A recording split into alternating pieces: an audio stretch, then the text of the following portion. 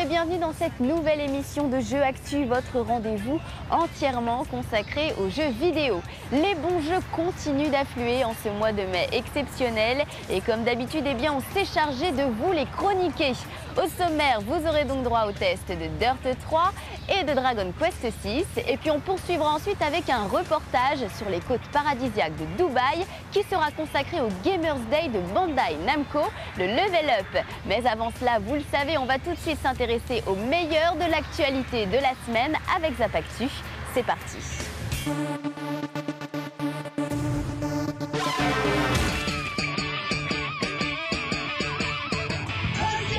Salut à tous, bienvenue dans cette nouvelle édition de Zap Actu, le condensé de l'actualité de la semaine. Et voici sans plus attendre ce que nous avons retenu.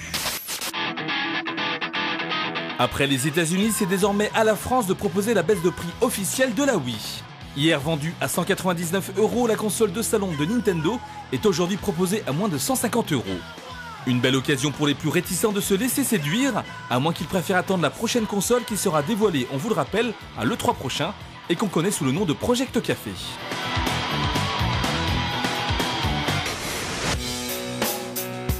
Sans aucun doute l'un des jeux majeurs de ce mois de mai 2011, L.A. Noire crée la polémique suite à la surchauffe des consoles PlayStation 3 et Xbox 360 lorsqu'on joue trop longtemps au jeu. En effet, Rockstar Games a reçu des plaintes de la part d'utilisateurs, se plaignant que leur console se mettait anormalement en surchauffe, ce qui a pour conséquence des freezes, voire carrément un arrêt total de la machine. Si l'on sait que le jeu est gourmand en ressources et en mémoire, suite aux nombreux dialogues, personne à ce jour n'est capable de localiser le problème, à tel point que ni Rockstar, ni Sony et ni Microsoft souhaitent endosser la responsabilité. On n'est pas sorti de l'auberge. Sorti le 29 avril dernier, Virtua Tennis 4 est d'ores et déjà soldé par Sega, qui souhaite relancer les ventes de son jeu de tennis. Désormais accessible à 30 € seulement, le jeu doit faire face à l'hégémonie d'un Top Spin 4 en grande forme et qui a surtout su séduire la presse et le grand public. Avec le tournoi de Roland Garros qui bat son plein, la période pour Sega est plutôt bien trouvée. Allez, on démarre cette émission sur les chapeaux de roue avec sans plus attendre notre reportage consacré aux prochaines productions de Bandai Namco Games. Et c'est Maxime et Laureline, nos deux reporters, qui sont partis braver la chaleur insupportable du désert pour vous ramener toutes ces belles images. Voici tout de suite le résumé de leurs aventures.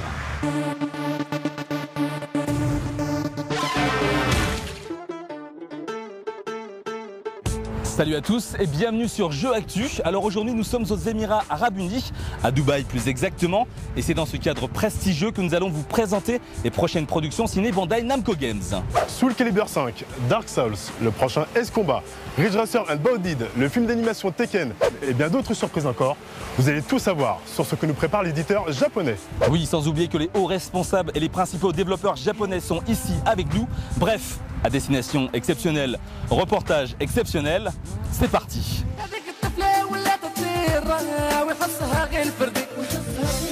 C'est donc sur les côtes paradisiaques du golfe Persique, là où la mer est bleu turquoise, que Bandai Namco Games a décidé d'organiser son Gamers Day.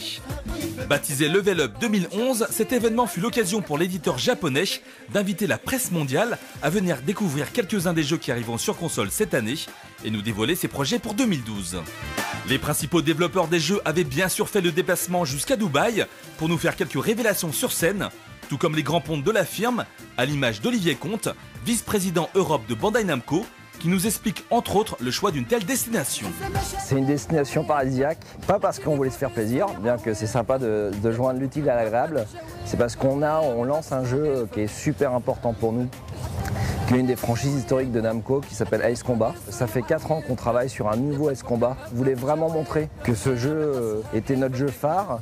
Une des principales scènes d'action du jeu se passe à Dubaï. Et en fait, on voulait vraiment inviter les gens à découvrir un peu l'endroit où le jeu se passe. Tout est destructible et c'était plutôt sympa de montrer Dubaï sous cet angle-là. La ville de Dubaï entièrement modélisée dans Ace Combat Assault Horizon, c'est bien la preuve que la série souhaite dorénavant coller à la réalité. Pour Kazuto Kikono, le producteur du jeu, Ace Combat Assault Horizon est bien plus qu'une suite, c'est carrément un reboot de la série qui se veut désormais plus grand public. Ace Combat Assault Horizon est un redémarrage complet de la série. Ce nouvel épisode est vraiment différent des précédents, il est plus dynamique, les décors sont maintenant destructibles, et le jeu se veut plus spectaculaire, et ça se voit à l'écran.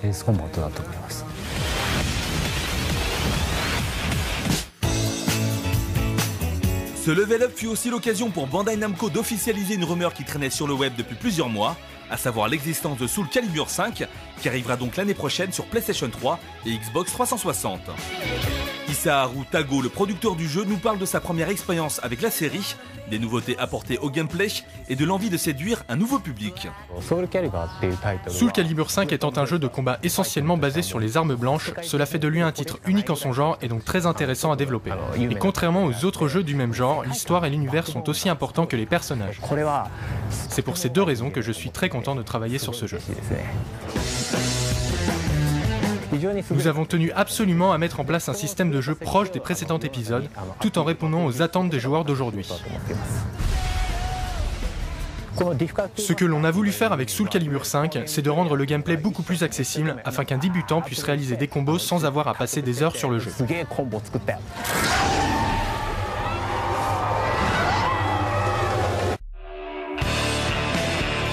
Nous avons eu également l'occasion de découvrir pour la première fois Dark Souls, qui n'est autre que la suite de Demon's Souls sortie sur PlayStation 3 au Japon en 2009, puis un an plus tard chez nous en Europe.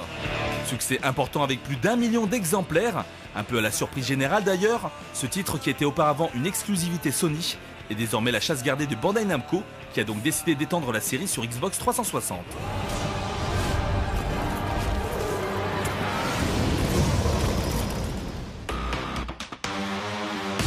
Autre licence phare de Namco Bandai, Tekken avait également fait le voyage jusqu'à Dubaï grâce à un film d'animation qui sortira cet été en Blu-ray et DVD. Katsuhiro Harada, l'un des piliers de la franchise Tekken, était là pour nous parler de ce long métrage inattendu. On a commencé à parler de ce film à l'époque de Tekken 2 et de Tekken 3, au moment où l'on travaillait sur les cinématiques des personnages qui sont très populaires auprès des fans de la série. Ça faisait 12-13 ans qu'on recevait des lettres qui nous demandaient s'il était possible de réaliser un film d'animation sur l'univers de Tekken, et c'est comme ça qu'on a décidé qu'il était temps de lancer le projet.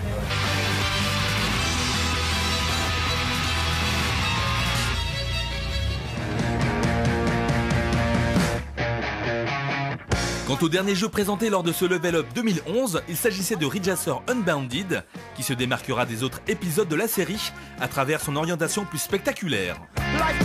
Développé par Bugbear Entertainment, les créateurs de la série Flat Out, ce nouveau Ridge Racer ne réunit pas ses inspirations du côté de Burnout ou bien encore Split Second.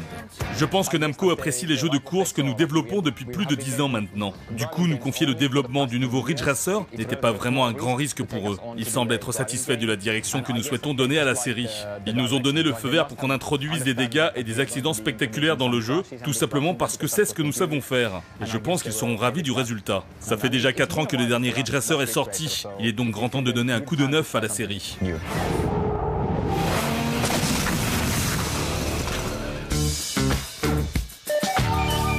Mais l'événement était loin d'avoir révélé tous ses secrets, puisque Bandai Namco avait loué des dizaines de 4x4 pour une virée dans le désert où nous attendait un spectacle mémorable.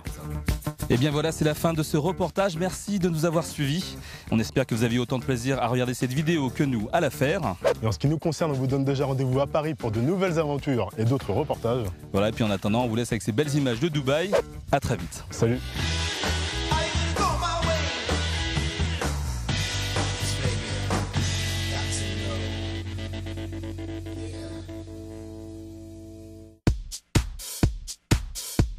Deux ans après un Colin McRae Dirt 2 exemplaire, voilà que le jeu de course de Codemaster revient sur les pistes avec la ferme intention de faire aussi bien. Et on peut dire que le pari est plutôt réussi, même si l'on note tout de même une certaine stagnation dans cet épisode 3.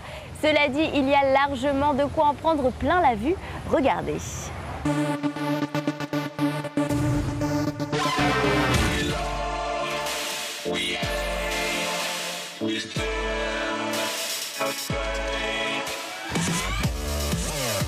Après un Colin McRae Dirt 2 exemplaire, Codemaster revient à la charge avec une suite tout aussi ambitieuse. la formule gagnante n'a pas changé et ce Dirt 3, qui s'est débarrassé du nom de Colin McRae, joue lui aussi la carte de la diversité avec comme d'habitude un large choix de disciplines, bien que le rallye soit le plus représentatif de la série. Gauche léger. Et la première chose qui saute aux yeux dès que l'on pose les mains sur le volant, c'est le mode carrière, toujours aussi imposant. Fantastique. Si Colin McRae Dirt 2 disposait d'un habillage relativement classieux, celui de Dirt 3 se veut plus sobre et épuré. Une interface qui va droit au but et qui pourra peut-être déplaire aux amateurs des menus habituellement très design de la saga. Un choix qui n'empêche évidemment pas de s'immerger complètement dans le jeu, notamment via l'évolution du pilote sur plusieurs saisons, en accumulant les points de réputation. Un système intéressant qui repose sur les performances réalisées sur la piste. Finir sur la première marche du podium demeure bien sûr le meilleur moyen d'en gagner un maximum, mais il est également possible d'en obtenir en remplissant des objectifs de course, comme drifter sur une distance précise ou encore atteindre une certaine vitesse. Car si les points de réputation permettent de débloquer des nouvelles épreuves, ils sont également indispensables pour attirer l'attention des constructeurs et donc obtenir de nouveaux bolides. Un principe bien vu qui oblige à faire le tour du monde pour exposer ses compétences. Une bonne occasion de profiter des différents types de climats proposés avec des courses sur neige dans les nouvelles destinations que sont la Suède, la Finlande ou encore la Norvège, mais également sur terre, au Kenya par exemple. Bien entendu, il faudra s'adapter à chaque revêtement plus ou moins propice à la glisse, des dérapages qu'il faudra d'ailleurs maîtriser dans la nouvelle discipline disponible, à savoir le Gincana. Obligeant le joueur à gérer sa vitesse et sa prise de risque dans les virages, cet ajout se révèle assez amusant et permet à terme de bien sentir son véhicule. Au niveau graphique, Dirt 3 profite comme ses ancêtres du fameux Ego Engine qui montre une nouvelle fois qu'il reste l'un des moteurs les plus performants. Très réaliste au niveau des dégâts visuels, donc le jeu de Codemaster l'est quand même moins dans la conduite, avec peu de conséquences à des gros chocs et un feeling toujours aussi arcade. Reste que Dirt 3 se montre extrêmement prenant et devrait convenir durant de longues heures aux fans de courses de voitures. La note Jeu Actu, 17 sur 20.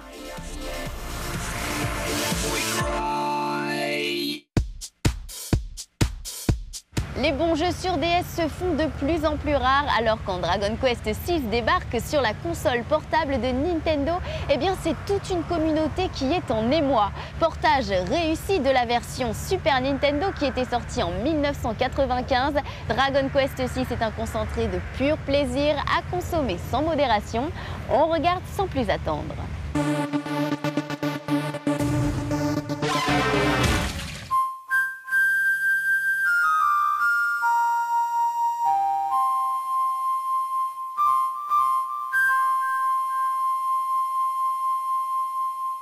Autre licence phare de Square Enix aux côtés de Final Fantasy, Dragon Quest continue de faire le bonheur des joueurs possesseurs du Nintendo DS.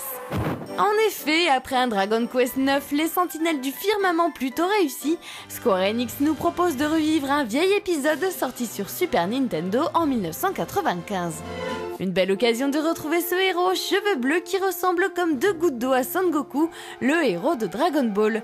Pas étonnant quand on sait que c'est Akira Toriyama qui s'est chargé du caractère design du jeu. De quoi se replonger dans cette histoire de rêve qui va emmener notre héros devant le puissant Murtor et l'empêcher de conquérir le monde. Un scénario un peu léger voire enfantin mais comblé par un univers riche et coloré auquel s'ajoutent deux mondes parallèles, celui de la réalité et le royaume des songes. C'est le fil rouge de ce Dragon Quest VI qui joue la carte de la différence entre ce qui est vrai et ce qui ne l'est pas, un véritable argument pour accrocher le joueur en quête de sensations. Il ne sera donc pas rare de rencontrer l'alter ego de certains habitants ou de visiter deux bâtiments similaires en apparence mais à l'intérieur bien distincts. Si le jeu se montre linéaire les 10 premières heures, il se révèle fort intéressant par la suite grâce à toutes les possibilités que regorgent les voyages de l'autre côté du miroir. À côté graphisme, on retrouve la patte d'antan avec un léger lifting graphique qui a su remettre le titre au goût du jour. Mais c'est surtout l'utilisation des deux écrans de la DS pour afficher les environnements des villes et donjons qui fera plaisir avant tout. Côté gameplay, Dragon Quest VI reprend avec nostalgie les codes qui ont fait son succès d'époque grâce au système de combat au tour par tour qui reste d'une efficacité exemplaire. Mais la nouveauté réside dans les animations des monstres revues et corrigées et qui dynamisent la progression et rendent le tout moins fatigant. Sans oublier que le système de classe permet de varier les plaisirs et se montre parfait pour venir à bout de certains monstres et boss récalcitrants. Avec en outre plus de 30 heures de jeu au compteur, Dragon Quest VI, le Royaume des Songes fait partie des titres à posséder absolument sur DS si vous aimez les jeux de rôle. La note Jeux Actu, 17 sur 20.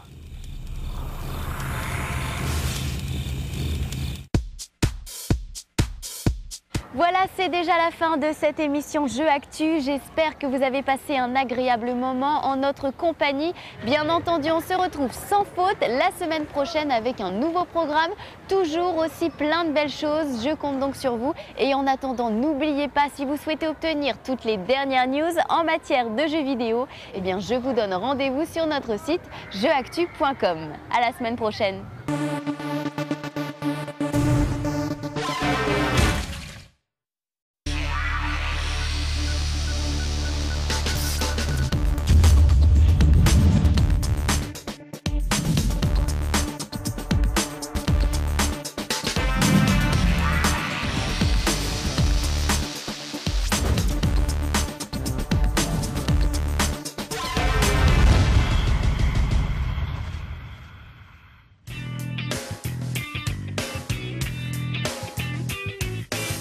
Bonjour et bienvenue dans cette nouvelle émission de Jeux Actu, votre rendez-vous entièrement consacré aux jeux vidéo.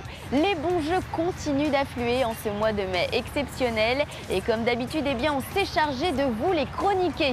Au sommaire, vous aurez donc droit au test de Dirt 3 et de Dragon Quest 6 et puis on poursuivra ensuite avec un reportage sur les côtes paradisiaques de Dubaï qui sera consacré au Gamers Day de Bandai Namco, le Level Up. Mais avant cela, vous le savez, on va tout de suite s'intéresser au meilleur de l'actualité de la semaine avec Zapactu. C'est parti.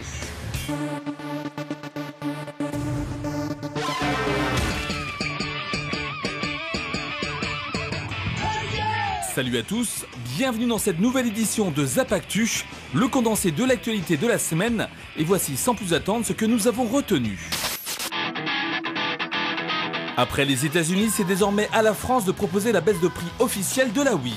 Hier vendue à 199 €, la console de salon de Nintendo est aujourd'hui proposée à moins de 150 €. Une belle occasion pour les plus réticents de se laisser séduire, à moins qu'ils préfèrent attendre la prochaine console qui sera dévoilée, on vous le rappelle, à l'E3 prochain et qu'on connaît sous le nom de Project Café.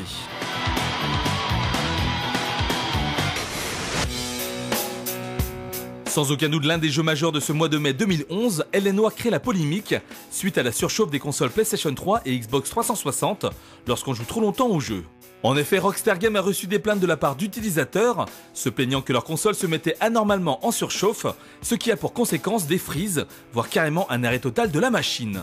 Si l'on sait que le jeu est gourmand en ressources et en mémoire, suite aux nombreux dialogues, personne à ce jour n'est capable de localiser le problème, à tel point que ni Rockstar, ni Sony et ni Microsoft souhaitent endosser la responsabilité. On n'est pas sorti de l'auberge. Sorti le 29 avril dernier, Virtua Tennis 4 est d'ores et déjà soldé par Sega, qui souhaite relancer les ventes de son jeu de tennis. Désormais accessible à 30 € seulement, le jeu doit faire face à l'hégémonie d'un Top Spin 4 en grande forme et qui a surtout su séduire la presse et le grand public. Avec le tournoi de Roland Garros qui bat son plein, la période pour Sega est plutôt bien trouvée. Allez, on démarre cette émission sur les chapeaux de roue avec sans plus attendre notre reportage consacré aux prochaines productions de Bandai Namco Games. Et c'est Maxime et Laureline, nos deux reporters, qui sont partis braver la chaleur insupportable du désert pour vous ramener toutes ces belles images. Voici tout de suite le résumé de leurs aventures.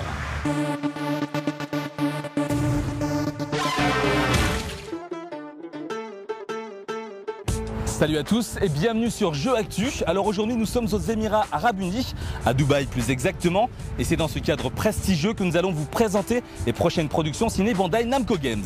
Soul Calibur 5, Dark Souls, le prochain S-Combat, Ridge Racer and Bounded, le film d'animation Tekken et bien d'autres surprises encore. Vous allez tout savoir sur ce que nous prépare l'éditeur japonais. Oui, sans oublier que les hauts responsables et les principaux développeurs japonais sont ici avec nous. Bref, à destination exceptionnelle, reportage exceptionnel, c'est parti.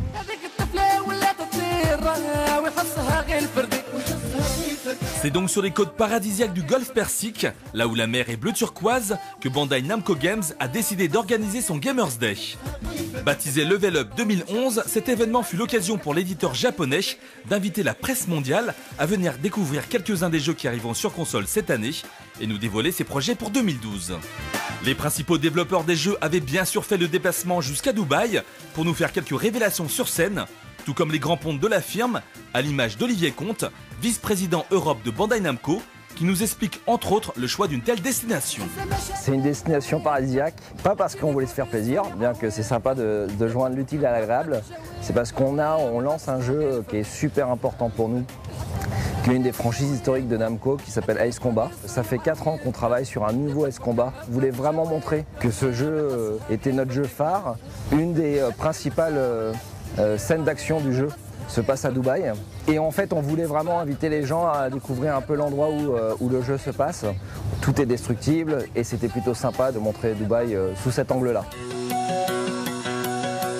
La ville de Dubaï entièrement modélisée dans Ace Combat Assault Horizon, c'est bien la preuve que la série souhaite dorénavant coller à la réalité. Pour Kazuto Kikono, le producteur du jeu, Ace Combat Assault Horizon est bien plus qu'une suite, c'est carrément un reboot de la série qui se veut désormais plus grand public. Ace Combat Assault Horizon est un redémarrage complet de la série. Ce nouvel épisode est vraiment différent des précédents, il est plus dynamique, les décors sont maintenant destructibles et le jeu se veut plus spectaculaire et ça se voit à l'écran.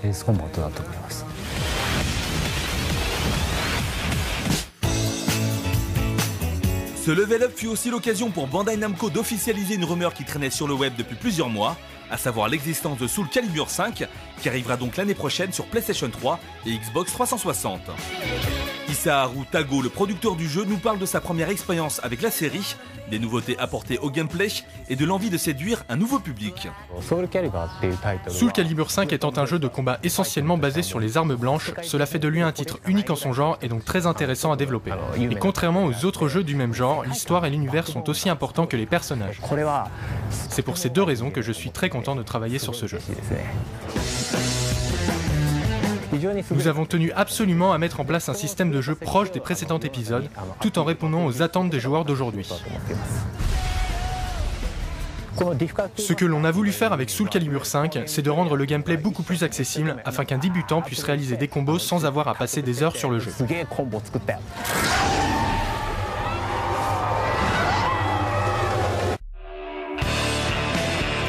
Nous avons eu également l'occasion de découvrir pour la première fois Dark Souls, qui n'est autre que la suite de Demon's Souls sortie sur PlayStation 3 au Japon en 2009, puis un an plus tard chez nous en Europe.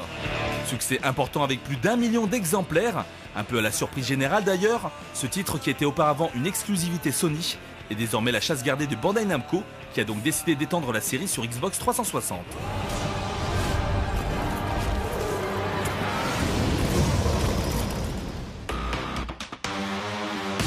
Autre licence phare de Namco Bandai, Tekken avait également fait le voyage jusqu'à Dubaï grâce à un film d'animation qui sortira cet été en Blu-ray et DVD.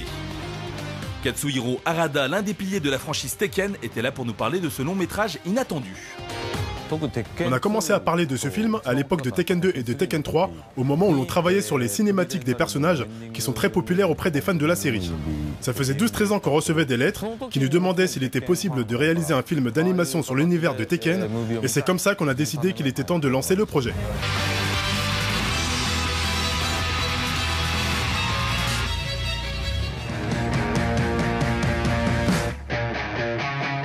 Quant au dernier jeu présenté lors de ce Level Up 2011, il s'agissait de Ridge Racer Unbounded, qui se démarquera des autres épisodes de la série à travers son orientation plus spectaculaire.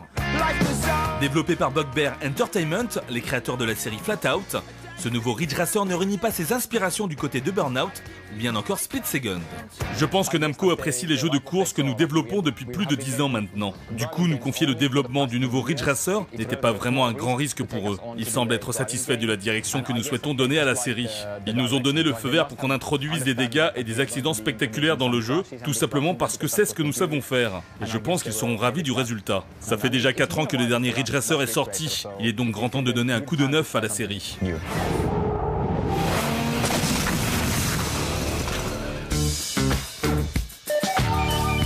Mais l'événement était loin d'avoir révélé tous ses secrets, puisque Bandai Namco avait loué des dizaines de 4x4 pour une virée dans le désert où nous attendait un spectacle mémorable.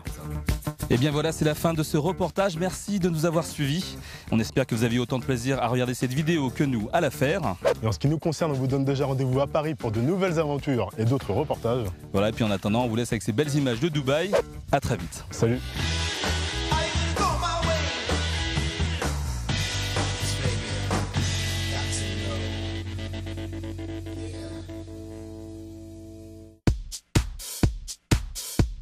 Deux ans après un Colin McRae Dirt 2 exemplaire, voilà que le jeu de course de Codemaster revient sur les pistes avec la ferme intention de faire aussi bien. Et on peut dire que le pari est plutôt réussi, même si l'on note tout de même une certaine stagnation dans cet épisode 3. Cela dit, il y a largement de quoi en prendre plein la vue. Regardez.